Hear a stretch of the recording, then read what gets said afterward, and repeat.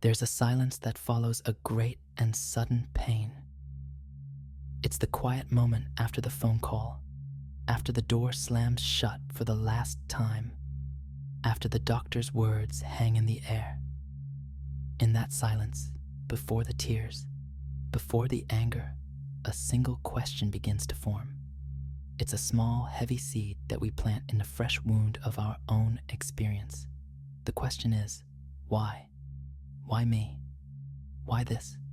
Why now? It feels like the most natural question in the world. It feels like the beginning of wisdom, the search for a lesson, the first step toward understanding. But it's not. It's the first bar of a cage we are building for ourselves. A cage made of stories. The mind, your beautiful and terrified mind, cannot stand a vacuum. It cannot accept chaos. It cannot look at a devastating event and simply see it as something that happened. It needs a reason. It needs a narrative. And so, the search begins. We become detectives in the museum of our own suffering. We sift through our past, looking for clues. Maybe it was that thing I said 10 years ago. Maybe it's because I'm not a good enough person. Maybe the universe is trying to teach me something, to forge me in fire, to make me stronger. And for a moment, finding a reason feels like relief. Giving the pain a purpose feels like control. If it's a lesson, then it's not random. If it's a test, then I can pass it. If it's my fault, then maybe I can fix it so it never happens again. We wrap our pain in the story of a grand cosmic plan, and this story becomes a heavy blanket. It's comforting at first, but soon we realize we can't move underneath it. Because to keep the story alive, we have to keep the pain alive. The story needs the pain to make sense. So we keep looking back at the moment it happened. We replay it, analyze it, dissect it.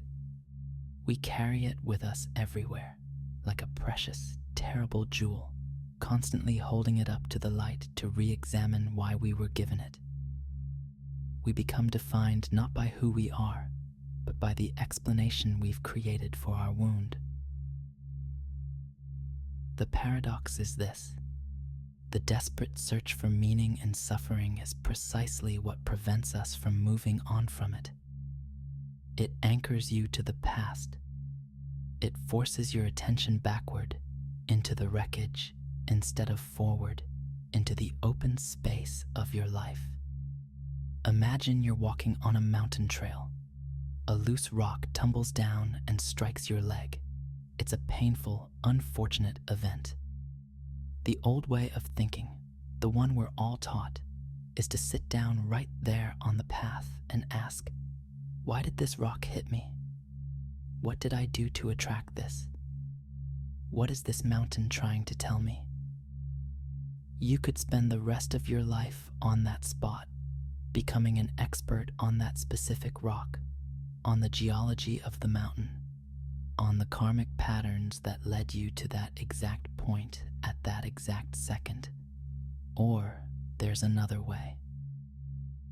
You can see it for what it is. A rock fell. Gravity pulled it down a path of least resistance. You happened to be there.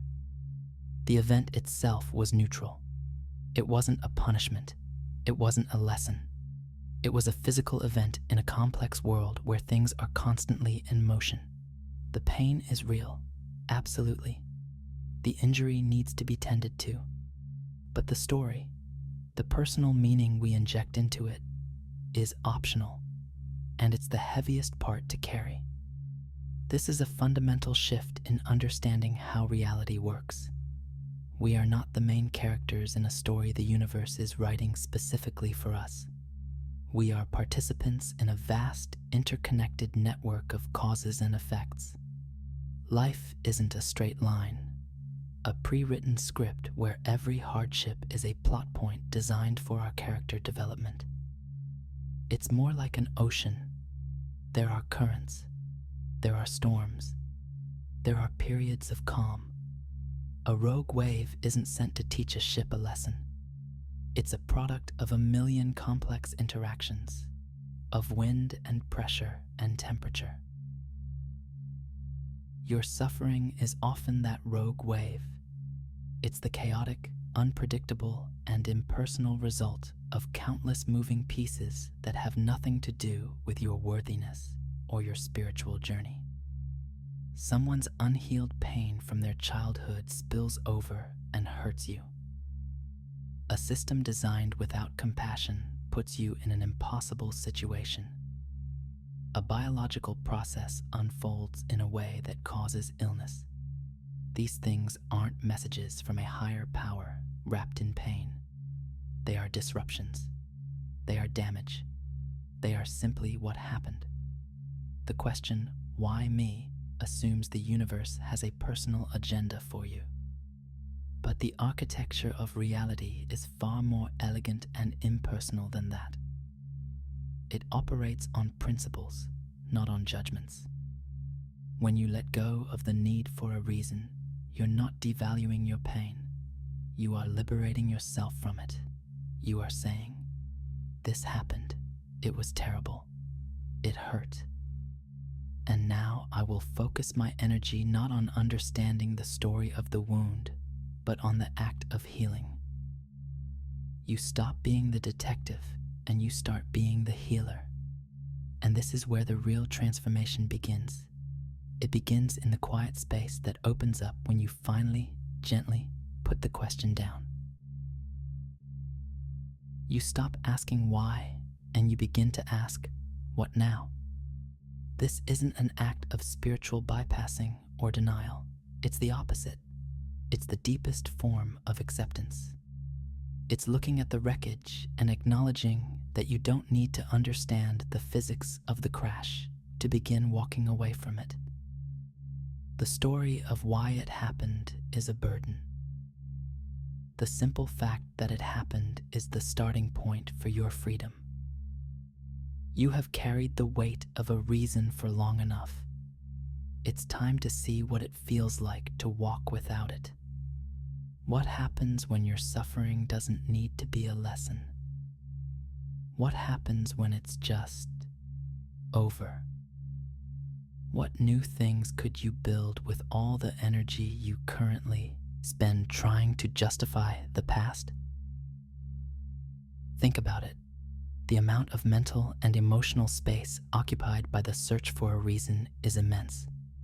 It's a full-time job we give ourselves, and the pay is more pain. Letting it go is like quitting a job you hate. Suddenly, your days are open. Your mind is quieter. Your focus can return to the present moment, to the simple, tangible things in front of you. The warmth of a cup in your hands, the sound of rain on the window, the possibility of a different feeling, a different thought, a different future that isn't chained to an explanation of the past. By the way, our shared space of light and awareness is on its way to 100,000 people. Thank you to everyone who subscribes and brings this moment closer. So what fills that space when the search for a reason stops? It's not emptiness, it's presence. For the first time, you are not mentally rehearsing the past. You are simply here, in your body, in this room, with the pain as a sensation rather than a story. And here we touch upon a critical mechanism in the architecture of our being. The profound difference between analyzing your pain and moving through it. Analyzing pain is a mental activity. It's you, standing on the riverbank, describing the water.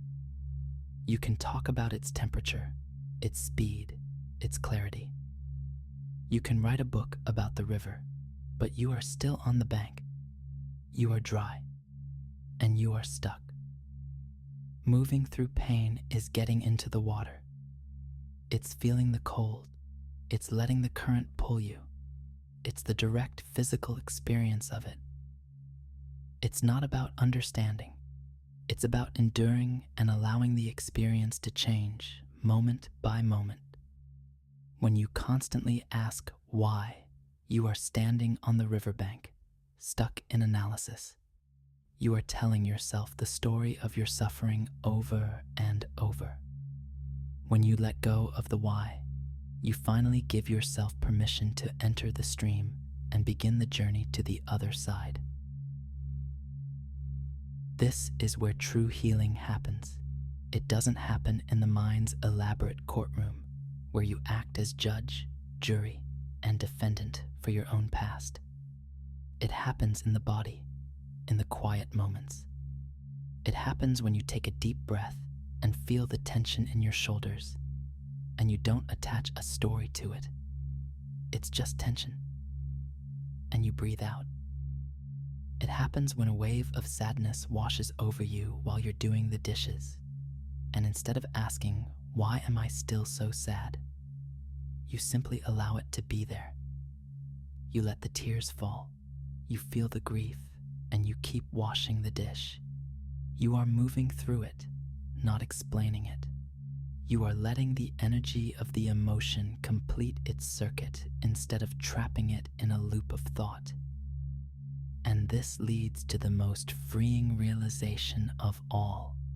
Some suffering is just damage. It doesn't have to be a gift. It doesn't need to be repackaged as a blessing in disguise. We are so conditioned to believe that everything happens for a reason, that every tragedy must contain a hidden jewel of wisdom. But sometimes a fire is just a fire. It burns things. It leaves scars. The point isn't to be grateful for the fire. The point is to survive it and to honor the strength it took to crawl out of the ashes. To accept that something was simply damaging, destructive, and wrong is an immense relief. It validates your true experience. You don't have to pretend it made you better. Maybe it didn't. Maybe it just hurt. And accepting that fully is what allows the wound to finally stop bleeding. You can stop trying to find the good in the bad thing. The bad thing can just be bad. The good is in you. The good is in your survival. The good is in what you choose to do now with your one precious life. And that is the final turn. This is where meaning re-enters the picture, but in a completely new way. Meaning is not something you find by looking backward into the rubble of the past. Meaning is something you build right now, in the present. It's a creative act, not an archaeological dig. The scars you carry don't have a pre-written meaning. You give them meaning by how you live with them. A person who went through a terrible illness doesn't find meaning in the disease itself. They create meaning by choosing to live with more presence, to cherish their health, to be more compassionate to others who are sick. A person who was betrayed doesn't find meaning in the act of betrayal. They create meaning by learning to build trust again, starting with themselves, and by becoming someone who is fiercely loyal and kind. The meaning is not in the event. The meaning is in the response. It's in the choices you make from this day forward. All the energy you once spent digging for a reason in the past is now freed up. It becomes the fuel to build your present. You can invest it in a new skill, in a relationship, in your own well-being.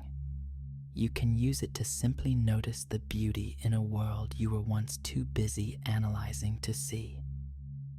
You begin to understand that reality isn't a test you have to pass, but a space you get to create within. Your consciousness, your attention, is the most powerful creative tool you have. For so long, it has been pointed backward, focused on a story that can't be changed.